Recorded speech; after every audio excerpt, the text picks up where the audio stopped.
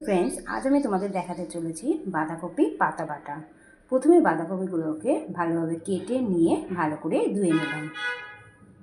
বাঁধাকপি পাতাগুলোকে ভালো করে প্রেসারে দিয়ে সেদ্ধ করে নিলাম। এরপর পাতাগুলোকে ভালো করে বেটে নেওয়া হলো। প্যানটি গরম করে নিয়ে কিছুটা পরিমাণ সর্ষের তেল দেওয়া হলো।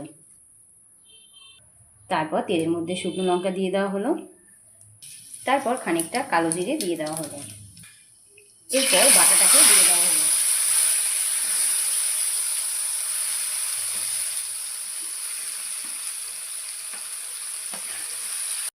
এর মধ্যে দিয়ে দেওয়া হলো পরিমাণ মতো হলুদ গুঁড়ো,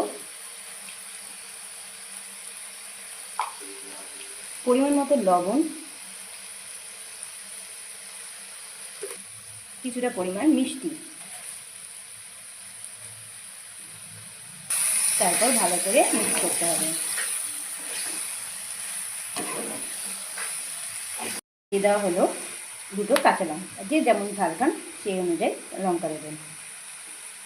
তারপর আগে থেকে বেটে রেখেছিলাম সর্ষে আর কাঁচা লঙ্কা, সেটাও দিয়ে দেওয়া হলো। তারপর আবার ভালো করে মিক্স করতে হবে।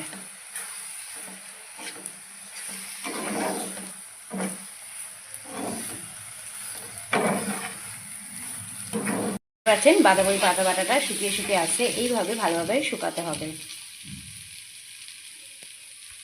দেখতে পাচ্ছেন আমাদের বাঁধাকপি পাতা বাটা তৈরি। খুবই সুস্বাদু এই খাবারটি। এটা আপনারা গরম ভাতে খেয়ে দেখবেন, খুবই ভালো লাগবে। যদি রেসিপিটা ভালো লেগে থাকে অবশ্যই বাড়িতে ট্রাই করে গরম ভাতে খাবেন। সবাই ভালো থাকবেন। টাটা।